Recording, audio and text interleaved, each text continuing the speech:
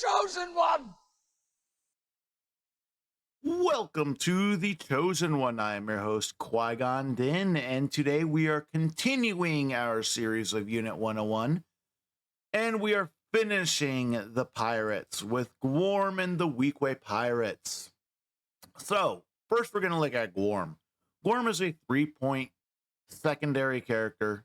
He brings us the tactic, get moving, you dogs. At the start of this unit's activation, choose another allied Weequay unit. Each character in the unit may dash. This is going to be very good for moving Hondo or the Weequay pirates. And it is a board-wide tactic. Those are always nice. Spacha rations. So, as an active ability, choose an allied scoundrel unit within range 3. One character in the unit may do a double recover. This is very strong if you need to clear conditions. Any amount of healing in this game is always important. So this is very strong for maybe you have Ezra or someone on a point and he's pinned, strained. This can clear it. Very good. Characters in this unit may climb while they are engaged. Exit strategy is kind of a meme on some channels, but being able to climb while engaged is always good just because it can get you out of problems. I've got you in my sights. When characters in this unit have Sharpshooter 2, when a character in this unit makes a range attack, the target does not benefit from cover. After this unit makes a focus action, it gains hunkers. This is just solid because if he gets the chance to focus, which really means you're going to need someone like Hondo to move him around, move him up the board, he can get a massive 8-die range attack, and an 8-die range attack with this character is crazy stupid. Pack Hunter. When a character in this unit makes a melee attack targeting an enemy that is engaged with another allied Weequay, it gets 2 additional attack dice. This is very good. It makes his melee attacks hit with 8 dice, so he can throw 8 at melee or 8 at range under the right circumstances. It allows him to get further downstream, which if we look at his tree, he does a lot of damage or a good amount of shoves and conditions. He is a solid workhorse. And you look at his expertise, 1 expertise is a crit, 2 to 3 is 2 crits, and then 4+ is 3 crits. This is Jedi level offensive expertise. It's all crits. Even with a 5-die attack, this is going to be a very, very solid attack profile for a 5-die attack for 3 points. He's going to be getting some results through. Pirate Blade, 1 to 2 is a crit, 3 is a crit and a hit, 4+ is a crit and 2 hits. It's not the greatest offensive. It's not as good as his range, but if he gets in melee and he's throwing the 8 dice, you can generally see some pretty good results as well. You look at his defensive expertise, he is throwing 1 block for 1, a block and a climb for 2, and a 3+ is 2 blocks and climb. It's very good expertise for what it is, considering it's not clone armor. You get climbs in there. It's very, very solid. Weequay Pirates. So these guys got the big glow up, and they are 4 points. They got the 9 stamina. This is a big thing.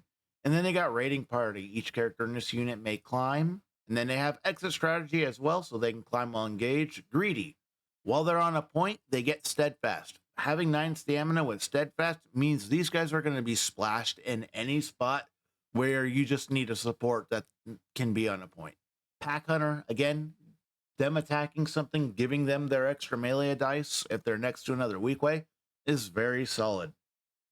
We look at their tree. They're bringing a very good profile here. 1 to 2 is a block, 3+ is a block, and a climb for their defensive expertise. They're only throwing 4 defensive dice, but that's fine when you have 9 stamina.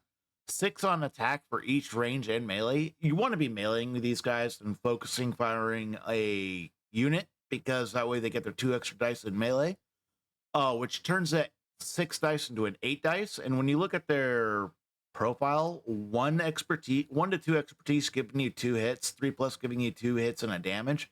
That's very good expertise for a support. They're doing 3 damage and a shove on 2. They just start spiking a lot of damage, and if they hit that 3, they got to reposition. They're just a workhorse of a unit. So how do we play all the pirates together and really can just do full Weekways? It is a very, very simple list. It is a fun list that is going to refresh a crap ton of force. And that's going to be Hondo with Cad Bane. We're just running both boxes together, the Cad Bane Aura Sing Bounty Hunters. Aura Sing becomes a Weequay, which means she gets moved off Gwarm.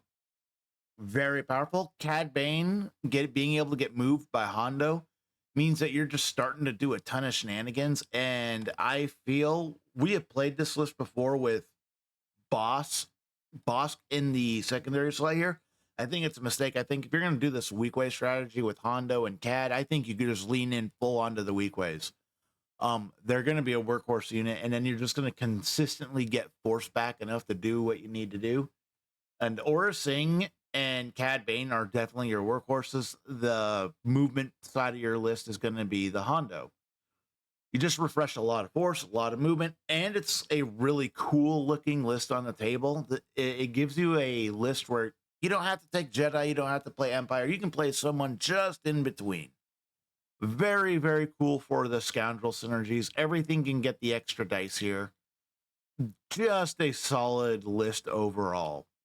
So, thank you for watching Unit 101. This has been the conclusion of Weequay Week. And stay tuned as we will be going into the GT season in August, which really is going to be interesting. Thank you for watching this episode of The Chosen One, a Star Wars Shatterpoint podcast. If you want to catch the next video, you can watch the one linked above, or you can just go and listen to the podcast on the playlist below. Please like and subscribe. Thank you for your support.